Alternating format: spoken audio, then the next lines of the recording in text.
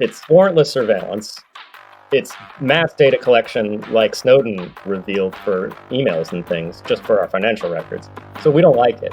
But at the very least, we should have equal treatment suffering under this regime.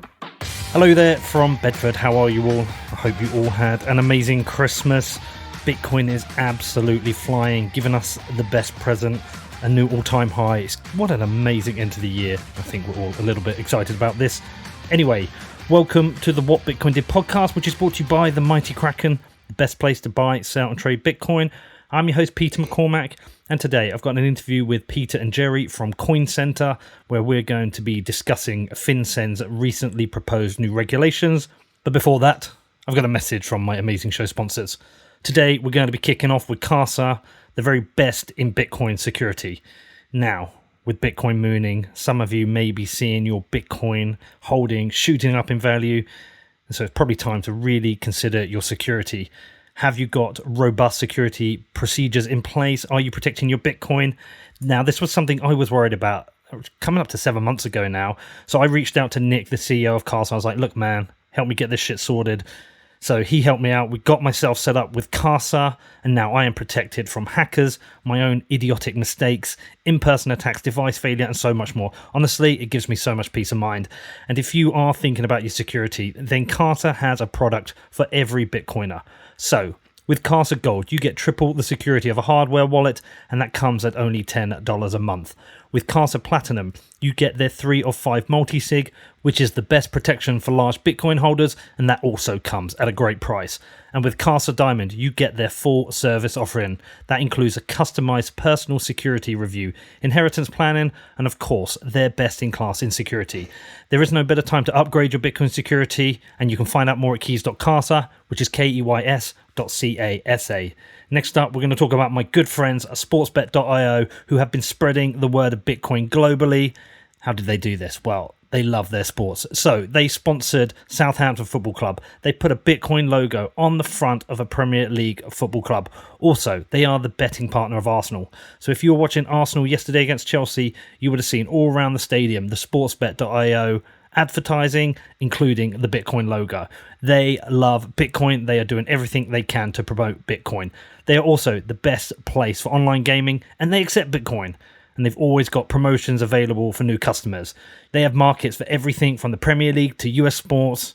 And you can find out more about this all at sportsbet.io/promotions, which is sportsbet.io/promotions. Okay, so onto the show today, and I'm very grateful to have Jerry and Peter from CoinCenter on to discuss Steve Mnuchin's proposed new cryptocurrency regulations. Now, Mnuchin is attempting to pass new regulations requiring financial institutions to verify the identity of both senders and recipients of Bitcoin transaction over $3,000. This is a very slippery slope, as the US tends to lead the way on regulations like this, and if they manage to push this through, we may see a lot of other countries follow suit. So it is really important to push back on the proposed rules as much as possible. Now, CoinCenter does an amazing job of protecting Bitcoiners from things like this. So I asked Jerry and Peter to come on the show, explain what these new regulations are, what they mean, and also to cover some other subjects. Also, make sure you support CoinCenter. We often talk about supporting Bitcoin developers and open source developers, and a lot of money has gone into supporting these people, but also we should be supporting CoinCenter. They do so much to protect Bitcoin holders. So please do check out their website. Do consider making a donation to CoinCenter. Anyway, I hope you enjoy this. If you've got any questions, you can reach out to me. My email address is hello@whatbitcoindid.com. Right then, Jerry, Peter, how are you both? A little tired, but good. Hey, Peter, we're great, all things considered. You're out there fighting for us Bitcoiners, keeping the dream alive. I actually don't know what we would do without you guys, to be honest. Probably in a much worse place. So I mainly want to talk to you about this FinCEN ruling, but I might, if we can squeeze it in, ask you a little bit about the Stable Act. I don't care about what happened with Ripple. But let's start with the FinCEN. So there's a lot of stuff came out very quickly.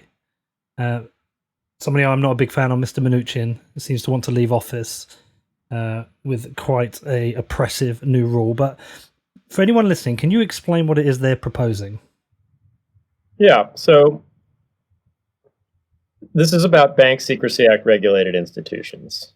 which is what the Treasury does, primarily with respect to anti-money laundering policy.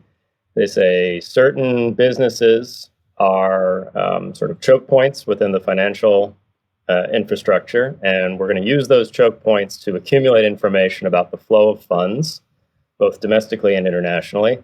We're going to use that accumulated information to identify criminal usage of the financial system and stop criminal usage of the financial system. And so your listeners are probably well familiar with things like suspicious activity reports, currency transaction reports, the need for certain companies to register with FinCEN as a money services business, or with similar authorities overseas. This is not just a U.S. concern. The Financial Action Task Force sort of takes these rules from the U.S. and promulgates them all around the world because it's a membership association, and if you don't have the same standards as the U.S., you get kicked out of the membership association effectively, and then you're a rogue state. So, these anti-money laundering rules are everywhere. Now, specifically, this rulemaking is about two things. It's about a reporting rule called a currency transaction report that financial institutions need to make, and it's about a record-keeping rule, sometimes referred to as a record-keeping rule, or the record-keeping rule. And the currency transaction reporting half of this rulemaking would basically say, look, it's been longstanding practice since the 1970s that if you take more than $10,000 in cash out of your bank will automatically alert the government to that transaction. You just say, look, a whole bunch of cash just left the financial system to this customer. And that's been the case since the 70s for cash withdrawals or other cash payments. And that hasn't applied to crypto withdrawals, despite the fact that crypto, like Bitcoin, is electronic cash. The best metaphor for understanding Bitcoin is that it's digital cash. In fact, the Satoshi white paper calls it electronic cash. So to us, it's reasonable that if you have to file a report with the government when you remove $10,000 from your bank in dollars, that you'd also have to have the institution file a report with government when the customer removes $10,000 worth of crypto. So we don't really object to that because at the very least, it's parity with traditional regulations for financial institutions. The problem, and it's a big problem, is that the record-keeping rule that they're imposing for crypto businesses, for crypto exchanges rather, is not identical to the record-keeping rules that existing financial institutions have to comply with respect to dollar transactions. It's much more prescriptive. It doesn't allow for sort of collect the information you get, and if you don't have all the information, that's okay, take a risk-based approach. Instead, it says you have to collect a lot of specific items with respect to a virtual currency transaction over $3,000. And those specific items in this list of their items includes the name and physical address of the customer's counterparty in a cryptocurrency transaction. So if you told Coinbase to pay an address that CoinCenter has as a donation address, not at Coinbase, just, it's our Bitcoin address that we generated ourselves, Coinbase will have to, if this rule becomes law, Coinbase will have to say, well, who is this address you want to pay? Give us their name and physical address. And similarly, if you were to receive an incoming transaction from a Bitcoin address, they wouldn't let you have the funds because they wouldn't be able to comply with the record-keeping rule until they know the name and physical address of the person who's behind that Bitcoin address that's paying you. And the bottom line is, in the traditional financial context, there's all kinds of moments where a financial institution doesn't know both ends of a transaction and is allowed to comply as best as they can. In the specific rule being proposed, there's no such flexibility and goodwill. You either have to have all the information or you can't comply with the rule. So that's why this is a double standard, and that's why it'd be really bad for crypto businesses. Right, I've got a few questions there before we go on. So is it only in the scenario when you are withdrawing money from a bank over, say, $10,000 that this is asked? So when you are withdrawing over $10,000, what the bank will do is automatically report the fact that your identity, that you have withdrawn the amount over $10,000 that you've withdrawn. But is it only in the scenario of a bank? Only in the scenario of a bank, not presently, not in the crypto context, right? So if you go to Coinbase and let's say I have, a couple $100,000 worth of Bitcoin in my Coinbase account, if I withdraw $20,000 worth of Bitcoin to a self-custodied Bitcoin address, Coinbase is under no obligation to report that to the government. They might well file a suspicious activity report of their own volition, but presently they have no obligation. This rule would create the obligation just as the banks have. So, sorry, no, the question I'm trying to ask, are there any other scenarios where I'm withdrawing cash from somewhere, say, I don't know, I'm trying to think of one. Say if I was in a casino and I won $50,000 and I was withdrawing it from then, do I also in that scenario have to? So the currency transaction reports apply to a whole host of different kinds of entities. And it's not just when you withdraw, it's also when you just conduct a transaction. So for example, casinos are one, car dealerships, for example, are another. So if I go and I buy a car for $20,000 in cash, the car dealership has an obligation to report that. Right. Okay. Right. So that was my first question. And so say if I'm in the bank in the US, I mean, we have a similar thing in the UK. They ask us, but I don't know if we're obliged to, and I always lie. But when so say I go into my bank. No, let's do it better. Let's say it's online and I'm withdrawing $20,000 from my and I'm sending it to somebody else. No, they'll know in that scenario because they'll know what bank I'm sending it to. Yeah. Right. So I'm just working through in my head. So I go into the bank, I go into Chase, and I say I want to withdraw $15,000. What do? They say to me, "Okay, we need to know what that's for." No, they don't. So let's be clear. There's currency transaction reports, which is this obligation to simply alert the government. My customer has removed a substantial amount of cash, which will put the government on notice to investigate me potentially for any number of, financial crimes. And I'm guessing if you do it a few times, it looks like, oh, look, he's doing this 3 times a week. We should look at this. Yeah. I mean, cash businesses actually really struggle, even if they're completely innocent cash businesses, because these reports do draw law enforcement scrutiny, basically, to the person who the report's being filed about.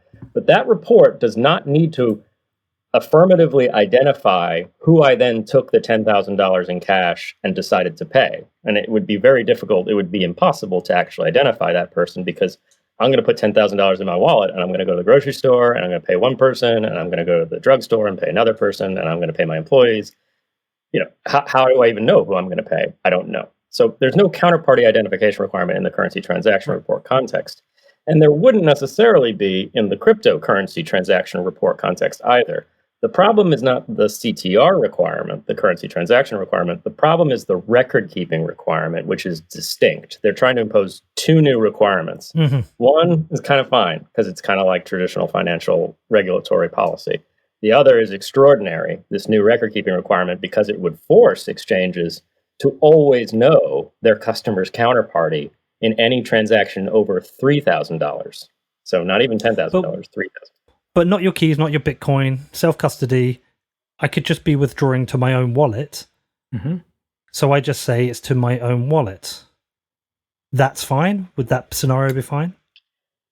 You could. So imagine this rule were to be finalized the way it is. You could go to your financial institution, your Coinbase, let's say, and say, hey, I want to withdraw $20,000 to this Bitcoin address. And they're going to say, whose Bitcoin address is that? And you can say, it's mine. And here's my physical address. And they will record that. And then you've got the Bitcoin and you can then do whatever you want with it. But that's creating a new obligation that does not exist for traditional payments. So when I go to the bank and I withdraw cash, I'm not asked to prove that it is, or give any information about who the payee is. Oh yeah, I don't agree with it, but I was just wondering what it was. And then if I'm in a scenario where I've got my own wallet that say I had a wallet, fortunate to have $1 million of Bitcoin in it, and I wanted Peter to send to you for FinCEN's, I wanted to make a $50,000 donation. Am I at that point myself obligated as an individual to create a currency? Okay. No, these rules only apply to financial institutions, and it's important to be clear about that. Where this causes real problems is that it could cause a lot of sham compliance in the way that you just described, where your customer just says, this is my address when it's not their address because they don't want the headache and you don't want the headache. And that's not how the law should work. That's just like our de minimis tax exemption. A lot of people aren't going to pay taxes on the 1 cent capital gains that they technically owe when they buy a can of Coke with Bitcoin. And that, but the law shouldn't require people to do illegal things, even if they're sort of minor, little, harmless illegal things. The law should be something that everyone can comply with and asks for reasonable demands. And then the other problem is it's going to put a lot of friction between any exchange to individual transaction, because the exchange is going to have to be this sort of fire barrier in between to say, is it over a certain amount? If it is, do we have name and physical address for this otherwise, undecipherable address? And the compliance people at these exchanges might eventually say, you know what, this is just a headache. What if someone sends us $5,000 and we can never figure out who they are, so we can't give it to our customer? Do we send it back to them?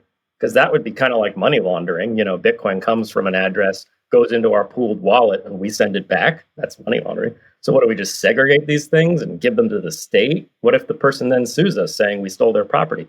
This is a nightmare from a compliance standpoint. So I can imagine a compliance person who doesn't care so much about Bitcoin and just likes their job at one of these exchanges might say, you know what, let's just stop having Bitcoin payment addresses at all. People can sign up with our exchange with their email address and request payments at their email address. And people who want to pay them can sign up on our site as well and give us their name and physical address. And then we can connect them, which of course is exactly how Venmo works and how PayPal works. And this is not what Bitcoin's supposed to be. And it's also important to keep remembering it's not just about withdrawal, right? So maybe it's a little onerous, but not incredibly onerous. If before you want to transact, you basically have to first get it to your own wallet that you self-custody and then transact. That's onerous, maybe not the end of the world, but it's not just about withdrawing. It's also about receiving. So we're Coin Center. Let's say we have an account at an exchange. We make our address available to the public. Somebody sends us a $20,000 anonymous donation. Well, the exchange is going to say, give us the name and address of this person. We're going to say, I don't know who that is. Right? That's a big problem. Okay. So what you're saying is you're okay with the flag being sent to FinCEN as before. Someone's sent over $10,000. To be clear, it's not about being okay. We're not okay with the Bank Secrecy Act in general. No, of course, but it's warrantless. It's warrantless surveillance. It's mass data collection, like Snowden, revealed for emails and things, just for our financial records. So we don't like it. But at the very least, we should have equal treatment, suffering under this regime as a normal.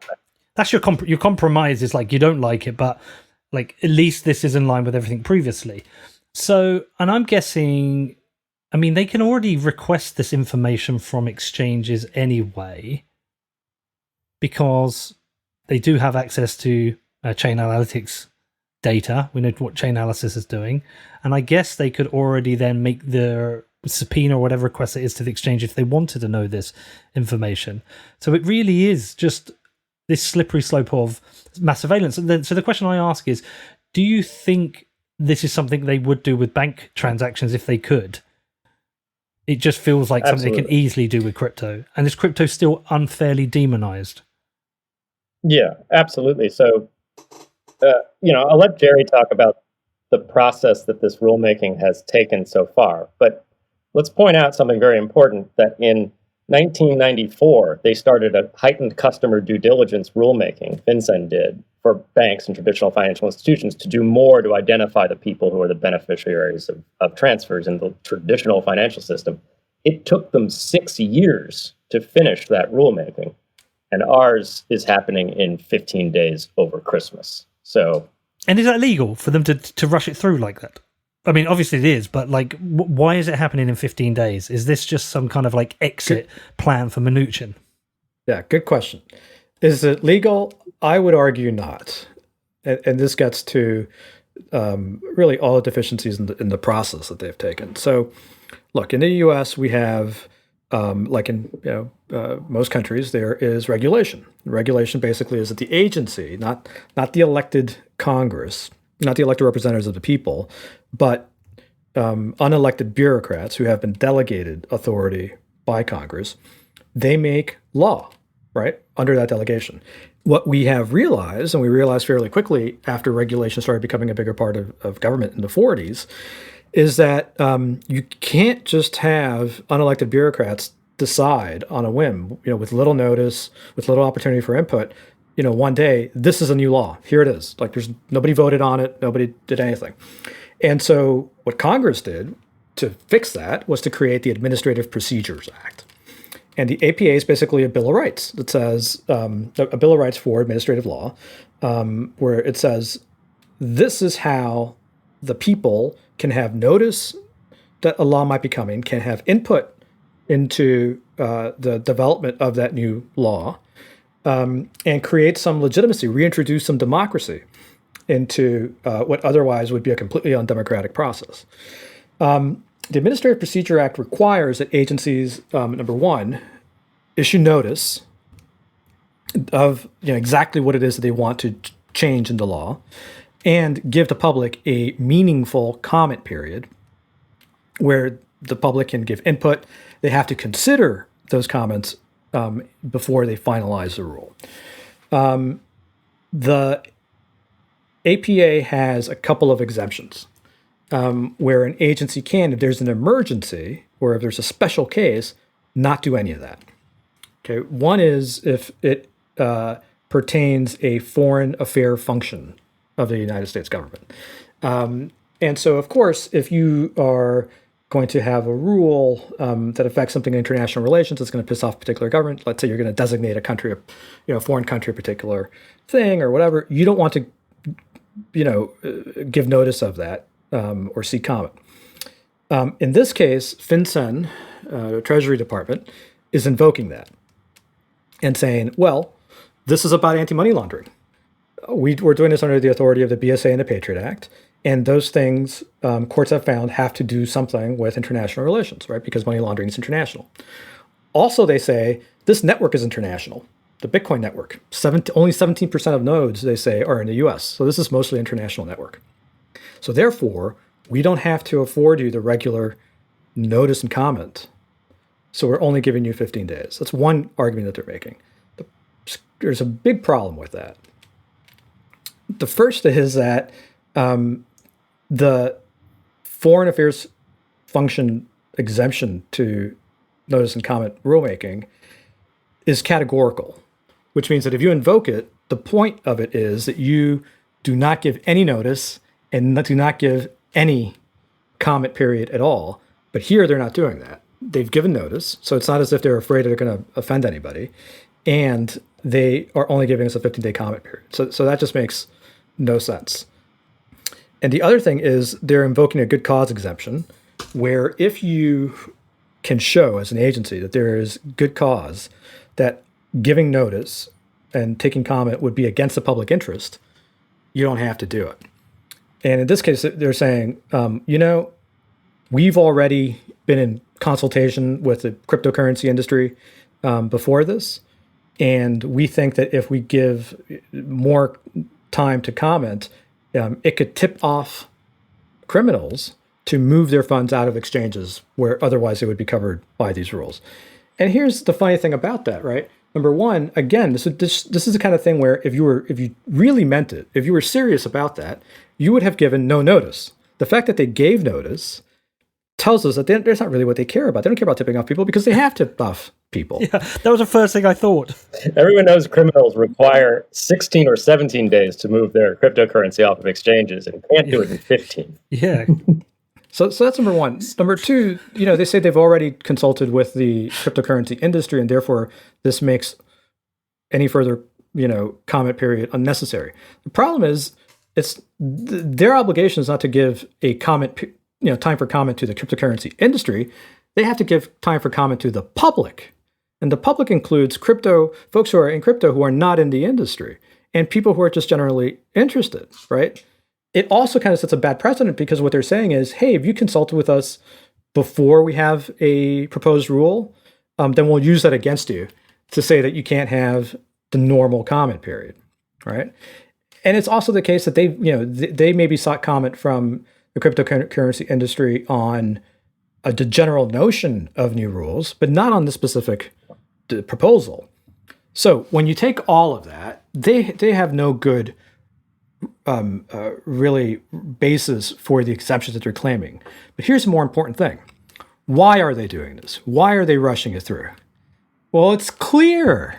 it's clear to anybody that the reason that they're doing it is because this administration ends on January 20th. And if they gave the normal comment period, they would not be able to finalize this rule. It would go into the next administration. And they want to get it out. They want to rush it out. But why? Why is it so important to them? Why is this? So I think you'd have to ask the secretary.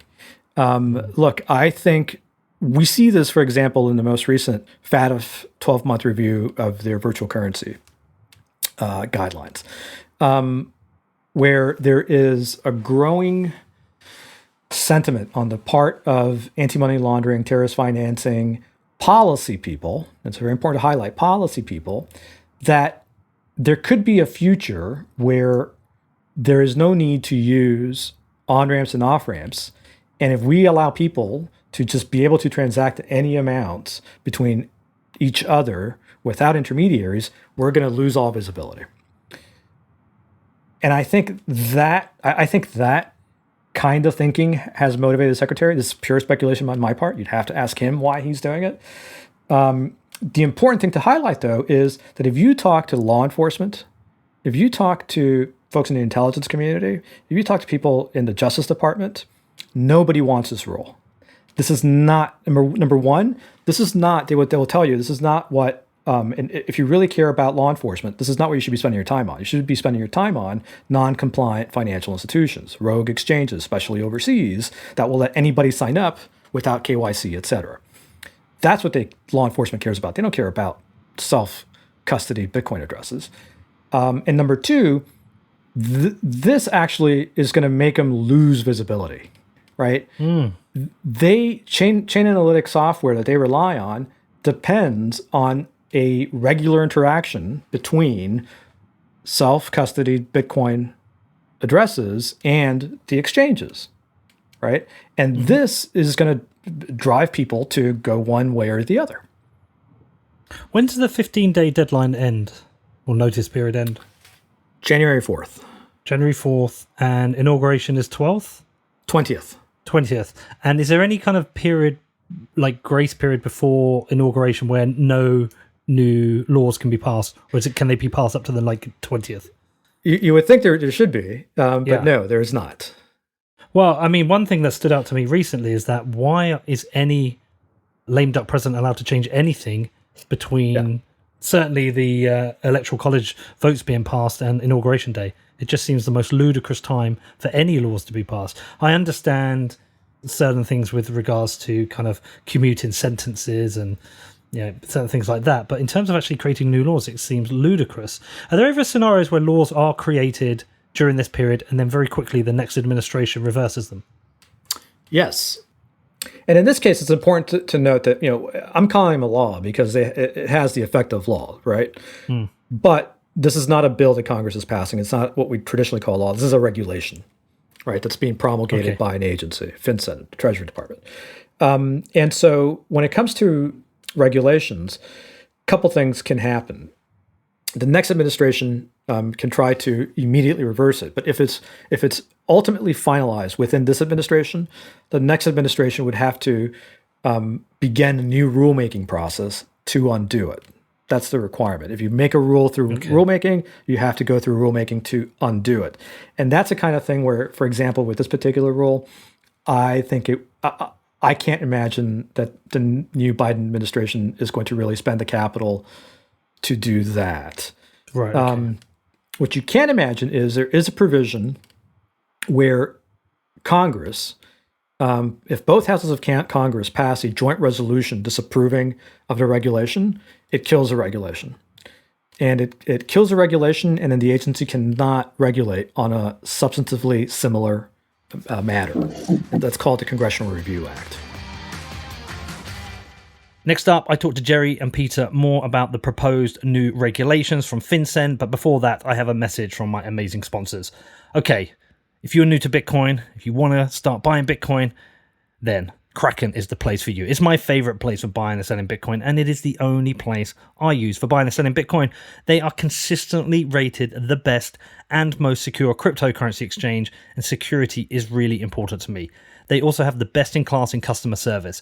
So whatever issue you have, whoever you are, wherever you are, they will support you. And if you want to start trading Bitcoin, they have every possible tool you can need. So whatever your level of experience, if you head over to kraken.com, it could not be easier to sign up and start buying Bitcoin. They also have a beautiful mobile first app, so you can buy Bitcoin on the go. With their margin trading, futures and OTC desk, Kraken has every option covered for you. There is no better place to trade Bitcoin. You can find out more at kraken.com or download the app. It's available for the iPhone and Android. Just search for Kraken Pro, which is KrakenPro. And lastly, today we have my good friends over at BlockFi, and what an amazing year they've had. Did you hear their recent massive announcement? BlockFi is about to launch a Bitcoin rewards Visa credit card in early 2021. This is something I've been massively excited about seeing. Okay, check this out. Card users will be able to earn a market-leading 1.5% rewards in Bitcoin on every card purchase. There is a $200 annual fee, but you can earn a $250 bonus in Bitcoin after spending $3,000 in the first 3 months. You can stack sats with all your card purchases. Now, the waitlist registration is open to all registered BlockFi clients. If you want to join the priority waiting list, then you need to open up a BlockFi account. The public waitlist is slated to open in early January. So if you want to check this out, I do recommend you do your own research and then head over to blockfi.com, which is BLOCKFI.com. So what are you guys doing? Like I've read your comments, but specifically, what are you guys doing and what do you expect you to be able to achieve with this? Are you feeling confident you can water it down? Are you feeling confident you can delay it? Where are you at with this? I wouldn't say we're confident of any of those things. I think we're happy with the efforts that we're making. I think best case scenario would be to make the Secretary and folks at Treasury understand that if they continue down this path where they're just giving people 15 days of notice and comment, when this rule is finalized, it will be challenged in court, right, as completely illegitimate for that rushed process, and a court will overturn it. So hopefully, if they understand that, they will say, well, as much as we want to try to get this done before we leave, it would make no sense to do that and to just have it overturned. So we'll go ahead and give the 30, 60 days that normally happens. That moves it into the Biden administration. And then once it's there, I can imagine that maybe the Biden administration does not. One thing that often happens when a new administration takes office is that they immediately freeze all pending regulation because they want to have a time to study it and see if they want to continue the previous administration's policy. So getting it, basically getting it into the next administration will be good. If we can't do that, then hopefully we can prevail upon the Secretary and people at Treasury that it makes no sense to create a rule. I mean, FinCEN has a long tradition of having technology neutral regulation where they create a rule and it applies equally to banks, to crypto exchanges, to money transmitters, to anybody, right? In this case, they're breaking that tradition and they're creating a special rule for crypto. We're saying, drop that. Give the same treatment that you do to banks, give it to crypto. That's the next best thing we hope that we can get. And then longer run, if the worst was to happen and the rule was to be finalized unchanged, in our comment, we make various constitutional arguments that this kind of warrantless surveillance is antithetical to the U.S. Constitution, to our Fourth Amendment right not to have information about us searched and seized without reasonable suspicion and an individualized warrant, because this is just bulk collection. Collect all this information about your customers' counterparties. And also constitutional rights to anonymous assembly, actually. So there's a case that the Supreme Court heard, NAACP versus Alabama, where they found that it was unconstitutional for a state, for Alabama, to obtain membership lists of private assembly, members of the NAACP. And interestingly, when the Bank Secrecy Act first came around in the 1970s, which comes after the NAACP case, the ACLU challenged it in a case called California Bankers Association versus Schultz and said, we have California banks. They're going to record all this information about people's donations to our accounts. and they'll be assembling lists of donors to the ACLU. And unfortunately, in that case, the ACLU's claims got thrown out of the case because the ACL couldn't yet prove that any of their donors had been subject to the reporting requirement. Now, in this case, if anybody donates to an organization like CoinCenter at our self-hosted wallet address, and that donation is over $10,000, and it comes from a hosted wallet, from a Coinbase or from a Kraken, we will have standing to challenge this because it will automatically trigger a report that says this customer of ours made a donation to CoinCenter or to the ACLU or to the EFF, and that will give these organizations standing to say, you can't just start compiling lists of all of the charitable organizations and political advocacy organizations that people donate to. That is antithetical to our First Amendment assembly rights. So these are long, battles that would have to be fought in the future, and they're not easy to get all the way to the Supreme Court and win, obviously. But these can also be credible threats, which is why we start raising these arguments now in the context of our comment to this rulemaking. But by the way, I've never heard of the term unhosted wallet before this. Yeah, I slipped up and I shouldn't have. Who came up with the unhosted wallet, hosted wallet? What is an unhosted wallet? Are we talking about wallets which aren't held by a company? Yeah. Yes. So I think the way it'd be interesting to try to use Google to figure out the first occurrence of this, but I blame government, right? I think that people always talk about hosted wallets, and when you talk about a hosted wallet, it's pretty clear what you mean. You mean Coinbase, Kraken, right? Somebody is hosting a wallet for you. Yeah.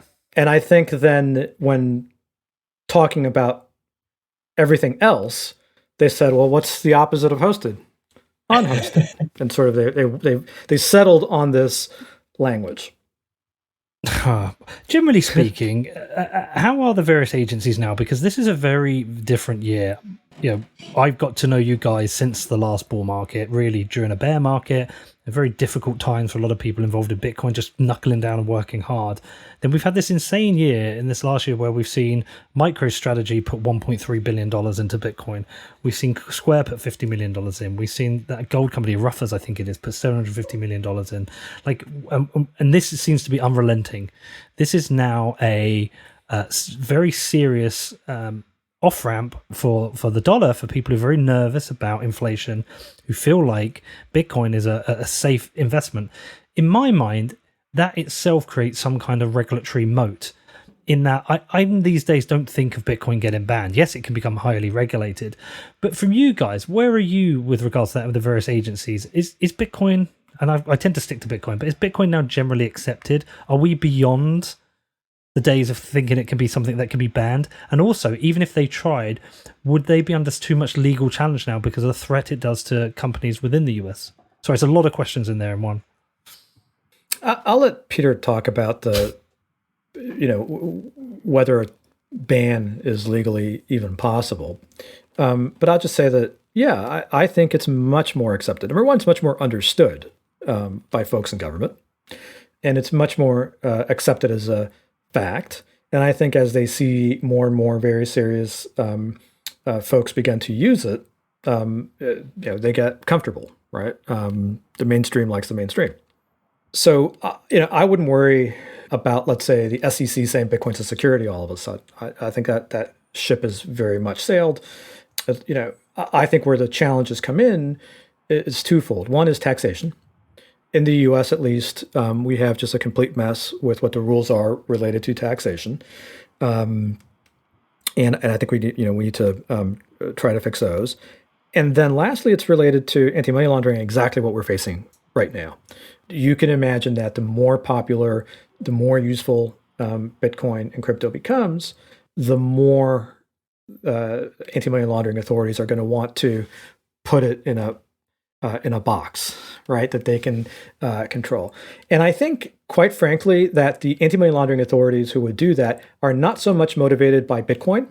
They're motivated by stablecoins, right? They're very worried. So when Libra was announced, even though you could, since 2009, any two people in the world could send money to each other in any amount peer-to-peer, through Bitcoin. It was the announcement of Libra that really made the light bulb go off on anti-money laundering regulators' minds that, oh my God, you're telling me that if Facebook turns this on, billions of people will be able to send each other any amount of money peer-to-peer. And so I think as you have more use of stablecoins and central bank digital currencies continue to be talked about, that drives anti-money laundering regulators to want to put all of crypto, including Bitcoin, in a box. I don't think a ban is possible, though, and maybe, Peter, you want to talk about that. Yeah, so a ban would be the easiest thing to fight on legal and constitutional grounds, because in order to actually ban Bitcoin, you'd have to ban people's ability to run software on computers. You'd have to say that we can pass a law that says that people aren't allowed to perform math on, a calculator effectively. And that obviously has grave First Amendment, deficiencies. But our opponents here are probably much smarter than that and wouldn't go for an outright ban, knowing that it would be hard to enforce and likely to be challenged. So, I don't mean to be conspiratorial, and I'm usually not. I'm usually the person on Twitter who says, like, chill out, crypto Twitter. This isn't like a unified force in the government coming for this technology. This is just random regulators doing random things, and you're associating them all together. But I will say this. When Jerry says that law enforcement doesn't want this change, that should be weird. Because law enforcement is the entity that most cares about money laundering and capabilities for money laundering. And law enforcement would be the organizations like the DOJ and the FBI that would be the first, in theory, to ask for more record-keeping requirements if there were actual problems with money laundering in Bitcoin. And the fact of the matter is there's much more money laundering happening in the traditional financial sphere, and it's much harder to find the information relevant to that money laundering because the traditional financial sphere has terrible record-keeping habits. And so why are we getting a more severe record-keeping requirement than traditional finance? I think, yes, this administration might want to do it and do it quickly before they leave, but what motivation could be behind that? We've always waited for banks to sort of show up and lobby Congress to kill this technology. And the way you would kill it is with compliance. You'd say, well, we banks have to suffer all these compliance obligations, so we should place some obligations on crypto companies too. And then the obligations that get asked for happen to be things that companies can't comply with. And oh no, you just can't deal with this stuff anymore. I think that's a realistic way that we'd see people actually bring, really extra legal and unfair challenges to this technology through lawmaking and through rulemaking. And they're harder to fight because they happen sort of sub silentio, as the court would call it, rather than in a law that comes out boldly and says we want to ban this tech. Right. Do you think these, therefore, are maybe future problems that I guess you guys will be very conscious of? But with Bitcoin at $23,000, it's very impressive. We're all very impressed by that.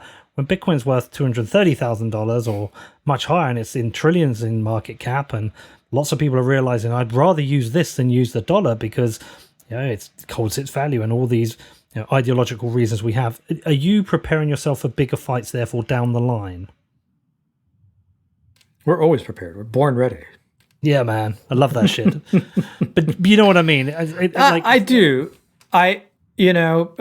Maybe this is where we have a different, and I wonder what Peter thinks, but maybe this is where we have a different assessment. I'm not sure that Bitcoin poses a threat to the dollar the way, as a day-to-day medium of exchange, the way that, you would think the government would really come after. If Bitcoin, however, becomes something that is really a gold substitute, and sure, it's going to be used for censorship-resistant payments by people who need to, and that's, quite frankly, one of the main reasons I'm motivated to work for Bitcoin. While that's still possible, if it's mainly used as a store value, very akin to gold, I think that's a different challenge to government, right? So maybe it's a different assessment. And look, we're always updating our assessment as reality unfolds. Yeah, and we have been doing work for the past 6 years, building these arguments in preparation for fights like this one and ones on the horizon. So the constitutional arguments that I, stuck in our comment are from a paper that we wrote 2 years ago called Electronic Cash, Decentralized Exchange, and the Constitution. And we've got other papers actually that we've written that we haven't even published because we're holding them in reserve. Nice. I know it sounds a little weird, but No, it's good. It's pragmatic. And this is why we were able to write a comment in response to this rulemaking in, 2 or 3 days after it was announced and before the rulemaking was even published in the Federal Register and the 15-day comment period started. Not to justify their short comment period, we're able to do this because we're focused on this. The public at large has no idea largely what's happening, and it's outrageous that they're given fairly little time to even understand or respond. I get so. It's one of the funny things is we talk a lot about funding open source developers and how important it is, and I've put some pressure on some exchanges this year, and they've thankfully they've funded those. Are you guys, don't just say no for the sake of it, but are you guys funded enough? Like, are people aware enough of what you're doing? Like, I know how important you are, and are you like? Do we need to shine a bigger light on this? So I appreciate that question. So look, we are funded enough where we can continue to operate as we've been operating for the foreseeable future, and we're very grateful to all of our donors. That said, I would welcome much more funding from a much wider and diverse group of people. And I would welcome that for two reasons. One is everybody should be involved. Everybody who is benefiting from our work should be contributing. And there are a lot of people who right now are not, and that's partly because they're not aware of what we're doing, et cetera. In the past months, since when the Stable Act was introduced, now with this, I think people are beginning to notice what we're doing, and so we're seeing a lot more, especially small dollar donations from the community, for which we're extremely grateful. We think that's awesome. We're getting that grassroots support because it invests people in our work and it keeps people attuned to what we're doing. So that's great. The other thing is, if we have to engage in a legal challenge, right? So to date, we've never had to file a lawsuit, right? To date, we've been engaged in consulting, lobbying government, filing comment letters, testifying before Congress, right? And getting good results. But at some point, we may have to file a lawsuit, and those are very expensive. And so as that becomes more likely, it's going to be good to have a war chest for that purpose. Okay, I mean, the next year's the year to do it, but everyone's going to be making a lot of money over the next 12 months. It's a real time to put some pressure on people. But is there, I guess what I'm getting at is there, if you receive significantly more funding, there's specific things that you're not able to do yet that you want to do, or you really just want the war chest? Because I'm happy to make some noise about this. Yeah, it's more the war chest right now. If I was honest, right now is the war chest. I don't think there's anything that we want to do that we can't do right now. Okay. Yeah. Well, I'll pressure some people. Okay, so the other thing I just wanted to understand a bit more is what is the status of the Stable Act? What does it actually mean? What are the implications for that? Yeah, so the Stable Act is this piece of legislation that's been floated by Representative Tlaib in the House and others, mostly from the sort of farther left of the Democratic Party. And what it would do is it would say that anything that goes by the name dollar, digital dollar, et cetera, anything that tries to maintain parity with the dollar, anything that is at all dollar-like, including even PayPal balances that are dollar-denominated and have nothing to do with cryptocurrency, fit a definition that is in the law called stablecoin. And if you fit the definition of stablecoin, the only people allowed to issue that stablecoin are federally insured banks. And that's a radical change because obviously most stablecoins out there are from regulated entities like, Gemini Dollars comes from a New York trust company, USDC comes from licensed money transmitters, PayPal balances come from PayPal, a money transmitter, and none of these are federally insured banks, but they're allowed to do payments that are dollar-based. This bill was passed, that all would be dead. And then the thing that's actually really bad about this piece of legislation, because that's bad enough, it's sort of a full re-architecting of how we do financial regulation that will be highly disruptive. The part that's really bad is even decentralized so-called stable coins, even something like a MakerDAI that are just stuff out there in Ethereum smart contracts would be illegal because they're not being issued by a chartered bank. And people who are validating transactions on the blockchain for those transactions, for those DAI transactions or whatever on the Ethereum blockchain, or maybe anchored into the Bitcoin blockchain, because you could anchor colored coin type information in the Bitcoin blockchain for stablecoins. Even those validators, the people who maintain the blockchain, could be liable under the way the law is drafted, simply for validating a block that included someone else's transaction. They have no idea what's going on. That is a stablecoin transaction. And so basically, the only way to enforce that part of the law would be midnight raids, if you will, where you have servers in a basement, or maybe it's just, your smartphone or something, and you are complicit in furthering other people's stablecoin issuing activity in contravention of the Stable Act, and we're going to arrest you and seize your computer. That is obviously a nightmare. There's reasonable debate to be had about whether we should allow money transmitters to issue coins versus banks if they're dollar-based, but there should not be reasonable debate whether we should outlaw maintaining blockchains simply because maintaining blockchains could mean that you maintain transactions that are subject to the law. Yeah, it's one of the interesting things about the US leading a lot of the regulations is that I also kind of have this underlying feeling that the majority of Bitcoin being held is being held in the US. So actually a lot of the wealth or the economic wealth behind Bitcoin is being held in the US. So it's kind of an own goal to damage Bitcoin right now for the US in some ways. I don't know if that's actually true. It's just a gut feeling I have. I think that's right. And, it's important to point out to your listeners that this bill is not likely to become law. It comes from a sort of fringe element of the Democratic Party, which has control of the House, doesn't have control of the Senate. Even if it was to pass both houses in the future at some point, it's unlikely that a moderate like Biden would sign something like this. This is not an existential threat. It's far less of an existential threat than, say, the Treasury rulemaking that's happening right now. And neither of them are, of course, truly existential, like outright bans or things like that. And I will say that, some of the proponents of the Stable Act have been pretty good on this other stuff, on this privacy stuff. I was having a Twitter conversation with Rohan Gray, which a lot of people might know as one of the sort of proponents of the Stable Act on Twitter.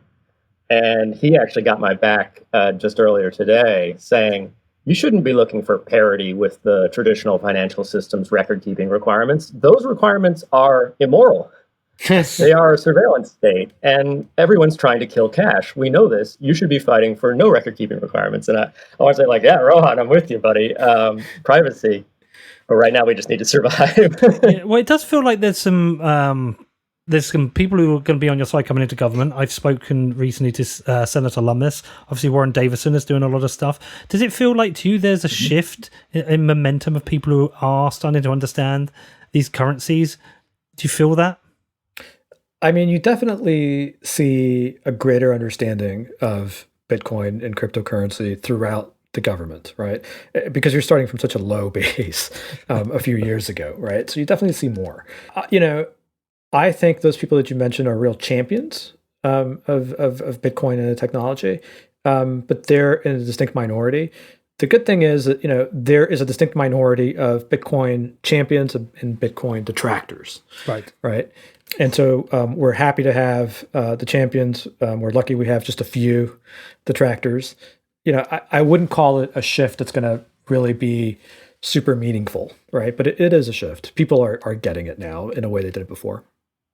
And I just want to point out one thing in case anything we've said leads your listeners to think the wrong thing.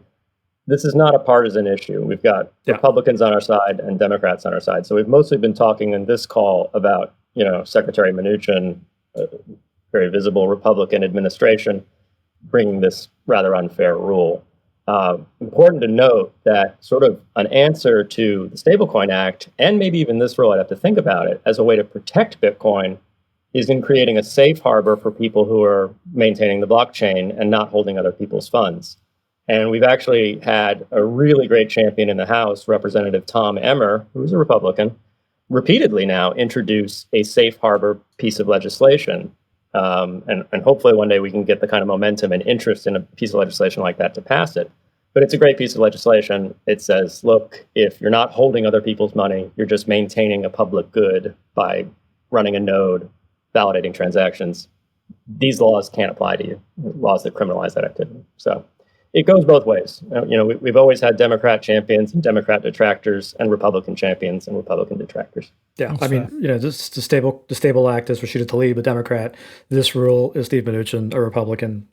So getting it from all sides. So I guess there's no I can't look into anything that we've got a Democrat administration coming in, Biden administration, that would be a better administration or a worse administration to work with. You won't know yet. I'd say as a moderate versus a more radical side of one party or the other, he's probably less dangerous. Yeah. I think a lot of it's going to depend on the personnel that he picks to staff Treasury, for example, right? So who's going to be the undersecretary in charge of terrorist financing and financial crimes, right? That's going to be very important. And what are they going to care about more? Are they going to care more about sort of theoretical threats to money laundering, or are they going to care about competition with China, right?